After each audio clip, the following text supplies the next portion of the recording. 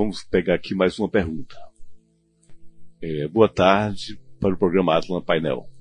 Gostaria de saber qual é a ligação das linhas de Nazca e Javé. Pergunta 2 que ele faz. Não sei se dá para emendar as duas. No livro Inquisição Poética, gostaria de saber quem é o tal personagem Johann. E realmente, se aquele episódio da chegada de Jesus aconteceu no ano de 2005 e 2006. Agradeço as perguntas. Sobre a primeira, não há relação objetiva no contexto, em tese, eu penso conhecer, que possa relacionar as linhas de Nazca com a questão Javé. É conveniente, tão somente, que sobre as linhas de Nazca nós entendamos a seguinte questão. Há mais de 5.000 anos houve aqui na América uma civilização, e a América, eu me refiro ao continente americano todo, norte, América Central e América do Sul. E essa civilização, hoje, nós só encontramos traços lendários a respeito dela. Essa civilização é tão antiga que ela que teria sido a cultura mãe que terminou criando as 3 outras culturas principais que surgiriam depois, que nós conhecemos como maias, astecas e incas. Então, quando os incas passaram a existir nos territórios Bolívia, Chile, Peru, essas linhas já existiam. Muitas delas, todas elas. E nem os incas sabiam explicar como é que Machu Picchu, por exemplo, foi construído, como é que as linhas de Nazca foram construídas. Eles aproveitaram que já existia e usaram aquelas linhas para algumas outras questões práticas. Mas, da mesma forma, os maias e os astecas, mais ao norte, também já encontraram coisas dessa cultura antiga que eles também não sabiam explicar. O próprio Tzolk'in, que é o calendário maia, não tem nada de maia. Os maias encontraram aquele tipo de calendário que já era praticado por essa cultura mãe anterior, que é hoje em dia chamada de Olmeca. Então, os Olmecas, eles teriam vivido há cerca de 5.000 anos atrás. A capital do reino deles variava, mas existe a capital chamada Tule, que é algo mítica, próximo onde hoje seria a cidade do México. Mas, em resumo, essa cultura mãe, da qual se originou a cultura de Tiahuanaco, Azteca, Maia, Inca, Wari e outras tantas da América como um todo, das quais descendem as tribos de índios mais modernos que na história da época do, entre aspas, descobrimento no Brasil estavam por aqui. Isso já é um processo de descendência de toda essa história para trás. Então as linhas de Nazca têm a ver com a cultura desses povos. A cultura desses povos, em especial dos Olmecas, eles tratam, sim, de diversos deuses, é sempre politeísta. E uma ou outra faz com que um daqueles deuses seja o maior. Então, há sempre um deus maior no panteão de cada um desses povos. Mas não há necessariamente a relação desse deus maior daquela crença com o Criador do universo, já vem. Na América, isso não está claramente posto. Em outras mitologias, essa relação é claramente apontada, como na hindu, quando se diz, não, do panteão dos deuses hindus, Brahma é o Criador. Né? A mitologia grega, a Caos é o Criador. mas na cultura olmeca e anterior a esta, porque houve também, ou mesmo nas que descenderam desta, que são os maias, astecas e incas, que se conhecem, são mais conhecidas pelo saber atual, não se tem como fazer essa relação precisa, dizer que o panteão dos maias, o deus principal dos maias, o deus principal dos incas, ou seja, Viracocha, Quetzalcóatl, se essas figuras eram o correspondente a Javé. Seguramente não. Então eu não faria nenhuma relação das linhas de Nazca com Javé nos moldes em que a pergunta foi feita. Em relação à segunda pergunta, esse assunto me é muito difícil. Quando eu escrevi o livro Inquisição Poética, eu não sabia o que eu estava escrevendo. Era um eu, entre aspas, meio estado alterado de consciência. 2 livros eu escrevi com estado meio alterado de consciência. Um foi Muito Além do Horizonte. Esse eu me lembro bem. Foi bem anterior, inclusive, à Inquisição Poética. A Inquisição Poética já foi algo que praticamente eu achava que eu estava retirando dos meus sonhos, né?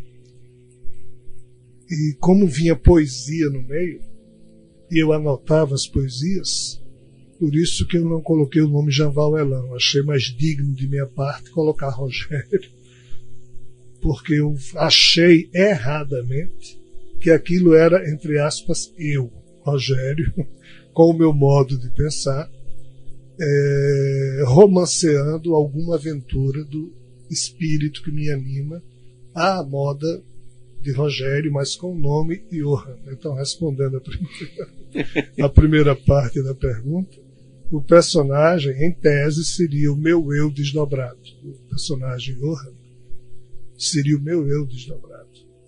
Mas qual foi e qual é o meu problema em relação a esse livro? Vejam que eu tenho a cara de pau de tratar de assuntos relativos a Javé, tenho a cara de pau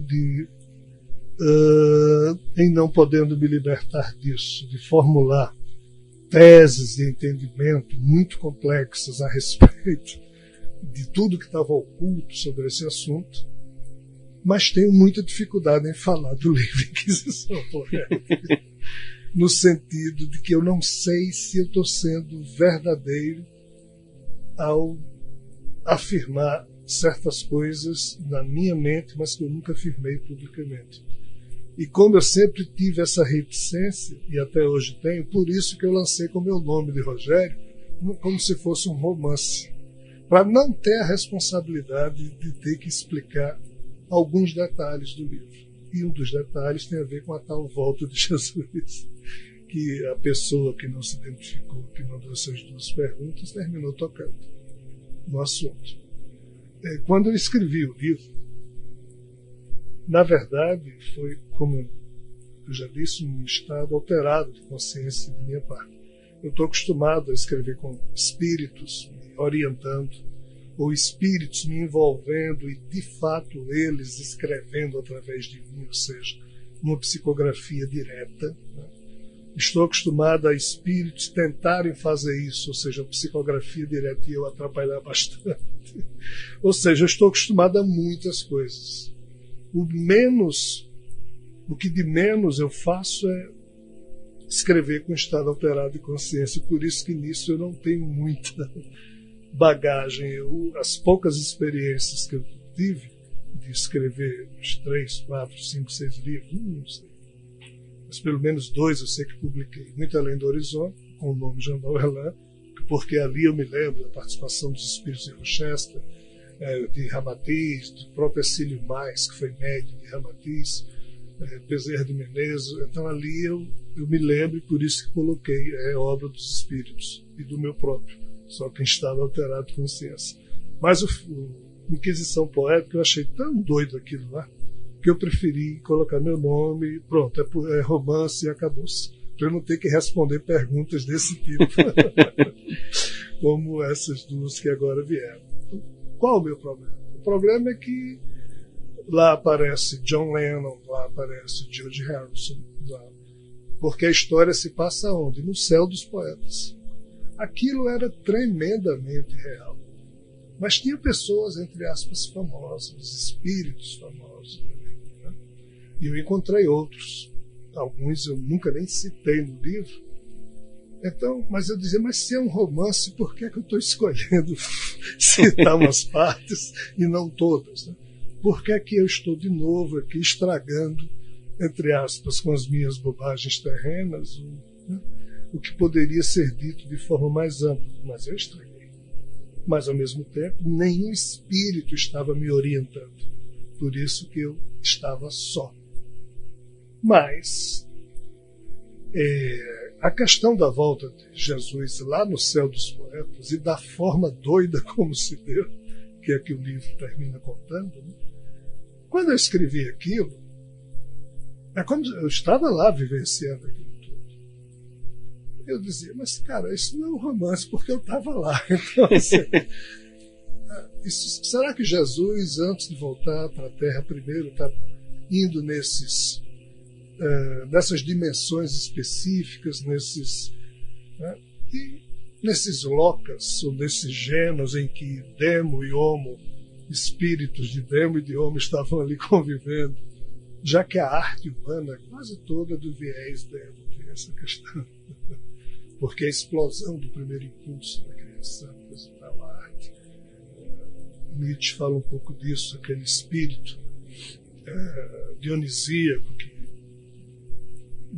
o êxtase dionisíaco faz com que o artista crie. Isso é meio Demo no sentido das mitologias que a gente tem falado em outros programas. Então eu fiquei com dúvida, e quando eu terminei o livro e decidi assinar Rogério em vez de Javal Elan, publiquei como mero romance, não tive que dar explicações, achei ótimo. Eu me lembro desse livro, eu lancei na África. Quem faz o prefácio do livro é a poetisa Amélia da Lombra.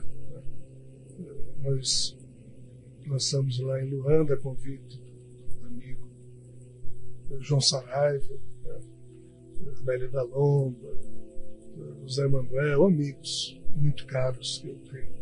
E lançamos em Moçambique, Angola, em Cabo Verde, Portugal, em algumas cidades de lá, e nunca ninguém me fez nenhuma pergunta difícil. Exatamente porque eu escrevi, não, isso aqui é como Rogério, é um romance. E assim ficou. Mas sendo honesto com a pergunta que essa pessoa fez, quando eu terminei de escrever o livro, e já me acostumei a tê-lo como romance, um belo dia, anos depois, conversando com dois amigos espirituais, eles disseram, ei, não é do jeito que você pensa. Nós deixamos, você tem o livre-arbítrio, você encrenca bastante, a gente respeita, então saiu do jeito que você preferiu fazer o embrulho, mas aquilo aconteceu. Então, assim, eu hoje tenho a sensação de que aquilo foi uma história real. Eu devo ter romanceado quando trouxe para a minha condição humana de Rogério para poder escrever aquilo. Tive que produzir as poesias, mas elas vinham prontas quando eu acordava, né? As boas, as ruins, porque tem lá o julgamento das poesias, essa é boa, essa é ruim. Então, foi uma coisa bem... O Tribunal da Inquisição Poética faz parte do contexto dessa história. Então, assim, se eu morrer daqui a 1 minuto, a certeza, entre aspas, que vai no meu psiquismo é de que eu não fui honesto em ter feito o livro Inquisição Poética, escrevendo como Rogério, pensando que era só um romance. Eu não fui honesto nesse ponto, porque aquilo parece ter sido algo mais. Você antes usou Javal Elan para esconder Rogério, pois agora Rogério para esconder Javal Elan. Como eu sou uma pessoa bem definida.